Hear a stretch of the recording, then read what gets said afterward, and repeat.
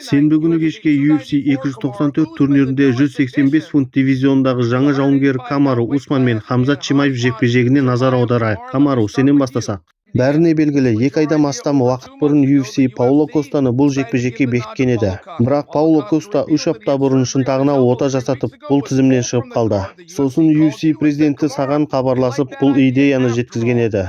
Ақыры соңында жекпе-жек күшіне енді. Енді бұл шақыртуды қабыл алуға сені не итермеледі? Менің ойымша ол керемет қарсылас. Бұл спорт түрін жарнамалауға таптырмас тұлға.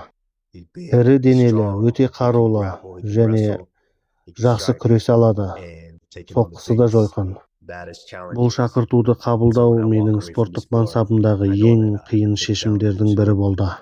Хамзат, сен бұл жекпе-жекті өте қысқа мерзімде қабылдап үлкен тәуекелге барып отырсың. Камару оңай қарсылас емес екені белгілі. Дана Уайттың айтуынша жеңімпаз титулға үміткер атанады деді. Бұл саған соңғы сәтте шешім қабылдауыңа қандай да бір әсерін тигізді ме? Мен болашақты болжай алмаймын. Алдымнан не кездессе сонымен бетпе-бет келемін. Сондықтан бәріне дайынмын деп айтамын. Және мен белгілі бір қарсыласты таңдап, оған дайындалмаймын. Хамзат, егер сен бұл жекпе-жекте Камару Усманды жеңіп үміткер атансаң, Шон Стриклендке қарсы келуіңе тура келеді. Ол сенің бұрынғы жаттығудағы жолдасың екені белгілі. Бұл сен үшін бір мәселе болады деп ойламайсың ба? Қандай мәселе? Ешқандай мәселе болмайды. Кім ақша тапқысы келеді? Айтайын дегенім, өз кезегін күтсін. Камару, саған да осы сұрақты қойғым келеді.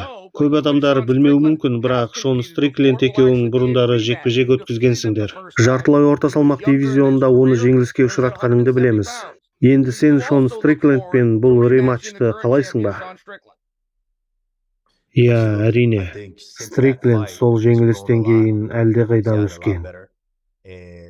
Қазір мүлдем басқа жауынгер. Менің ойымша ол өзінің жауынгер екенін енді ғана түсінген сияқты. Сондықтан бұл рематчты тағатсыздана күтемін.